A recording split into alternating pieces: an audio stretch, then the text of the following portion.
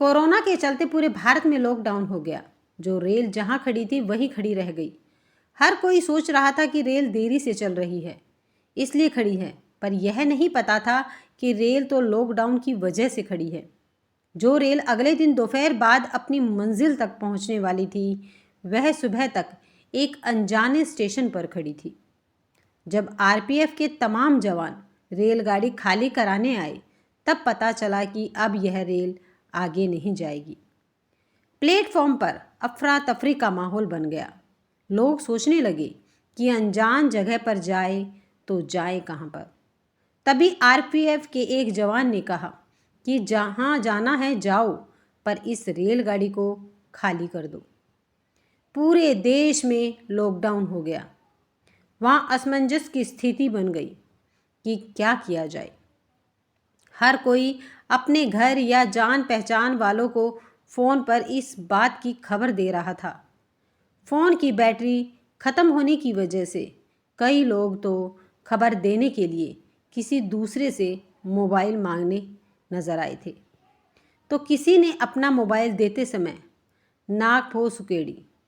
ऐसे समय में कईयों ने तो अपना मोबाइल ही देने से मना कर दिया था। एक मुसाफिर ने किसी से मोबाइल मांगकर घर वालों को फ़ोन कर दिया। खबर सुनते ही घर वाले परेशान हो गए। वे इस बात पर जोर दे रहे थे कि तुम जल्दी घर आ जाओ। उन्हें इससे मतलब नहीं था कि किस साधन से आना है। भीड़ में शामिल एक मुसाफिर अजय मैदान प्लेटफॉर्म की सीढ़ियां उतर रहा था।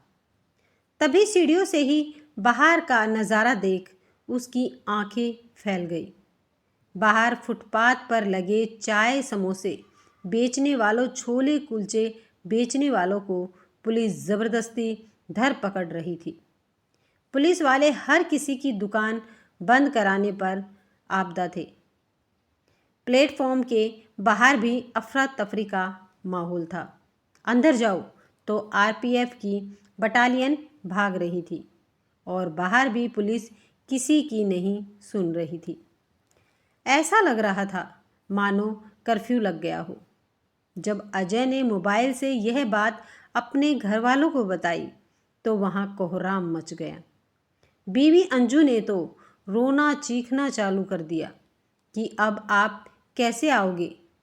अजय ने धैर्य का परिचय दिया और कहा कि रो मत, मैं जल्दी ही आने की कोशिश करता हूँ, पर अब मेरे मोबाइल की बैटरी ख़त्म होने वाली है, इसलिए ज़्यादा देर तक बात नहीं कर पाऊँगा। अजय आज लॉकडाउन होने के कारण इस दिन को कोस रहा था, क्योंकि वह भी एक शादी समारोह के पास लौट रहा था। पत्नी अंजू ने जोर देते हुए कहा तो मना न कर सका।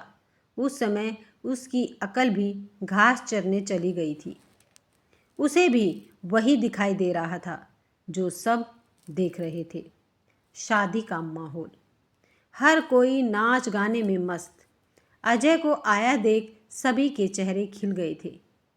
रात के समय चुटकुलों का जो दौर चला, सभी ने अपने अपने पेट पकड़ लिए। अगले दिन शादी हो गई, लड़की विदा हो गई और अजय ने भी उसी दिन रेल पकड़ ली। सब कुछ ठीक चल रहा था। उम्मीद थी कि अगले दिन दोपहर 3-4 बजे तक वह घर पहुंच जाए, पर रेल तो किसी अनजान दूसरे स्टेशन पर ही खड़ी थी। छोटा सा स्टेशन था, टुंडला।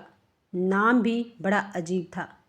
सुबह हो चुकी थी, सूरज चढ़ रहा था, पर अनजान जगह को देख अजय सकते में था। उसे कोई रास्ता नहीं सूझ रहा था। 21 दिन का लॉकडाउन तो जैसे तैसे पूरा कर दिया, पर अब इस लॉकडाउन को और ज़्यादा बढ़ा दिया गया तो जेब में जो पैसे थे ख़त्म होने की कगार पर थे। फकाकसी की नौबत आ गई थी। किसी तरह अपने जीने के लिए वह इधर उधर से रोटी का जुगाड़ करने लग गया था। पढ़ा लिखा होने के बावजूद भी अजय को सभी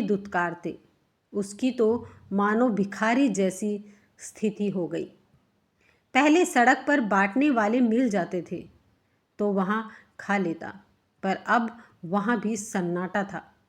इस वजह से अजय को घर घर जाकर खाना मांगने की नौबत आ गई। भीख मांगते देख उसे रोना आ गया था। भीख मांगने के लिए अजय ने एक घर का दरवाज़ा खटखटाया तो जानी पहचानी आवाज़ सुनकर हैरान रह गया। दरवाज़ा एक औरत ने खोला।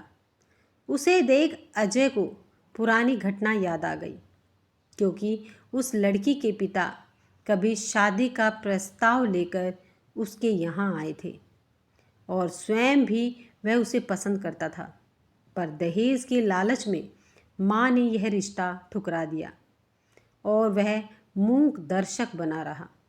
बाद में उसे अपनी लाचारी पर गुस्सा भी आया कि क्यों वह अपनी माँ को समझा न सका।